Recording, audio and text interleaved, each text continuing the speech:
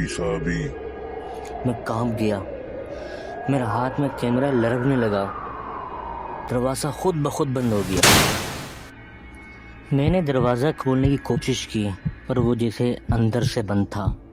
اندھیرے میں اچانک ایک سایہ ہلا اور وہی عورت میرے سامنے تھی، چہرہ آدھا جلا ہوا اور آنکھوں سے خون بہہ رہا تھا۔ اس نے آہستہ سے کہا، یہ چکی انسانوں کے لیے نہیں ذیشان۔ میں جم گیا، میں نے تو اپنا نام بتایا ہی نہیں تھا۔ میں نے دروازہ توڑا اور باہر بھاگا، مگر جیسے ہی باہر نکلا پورا گاؤں غائب تھا، نہ گھر نہ درخت، کچھ نہیں، بس دھند اور میرے پیچھے سے آنے والی پھسلتی قدموں کی آوازیں۔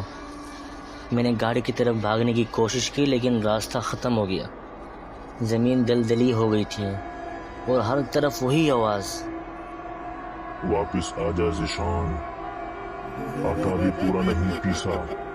میں نے پیچھے دیکھا، پچھلی طرف وہ عورت کھڑی تھی، چہرے سے خون بہہ رہا تھا اور اس کے پیچھے چکی کا پتھر خود بخود گھوم رہا تھا بغیر کسی کے ہاتھ لگائے۔ ذیشان نے جیب سے موبائل نکالا، ٹارچ آن کی لیکن روشنی صرف 2 قدم آگے تک جا رہی تھی۔ اس نے آہستہ سے کہا، یہ سب خواب ہے، یہ سب خواب ہے۔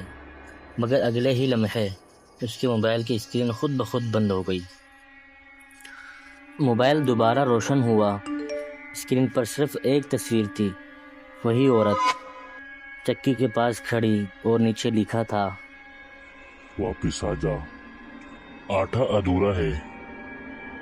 ذیشان کے ہاتھ کانپنے لگے، اس نے موبائل پھینک دیا اور پھر پیچھے سے وہی پتھر رگڑنے کی آواز آنے لگی اور چکی خود بخود چل رہی تھی۔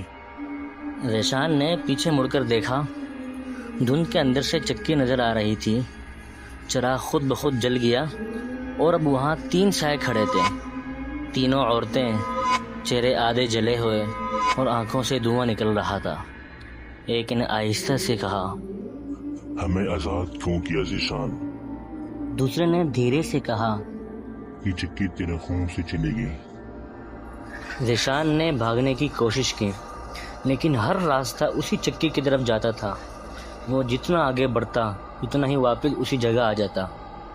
گھبرا کر وہ ایک پرانے گھر میں گھس گیا، دروازہ بند کیا، اندر مکمل اندھیرا، بس ایک پرانی چارپائی اور ٹوٹا ہوا آئینہ۔ اس نے سانس لی لیکن اچانک آئینے میں اپنے پیچھے ایک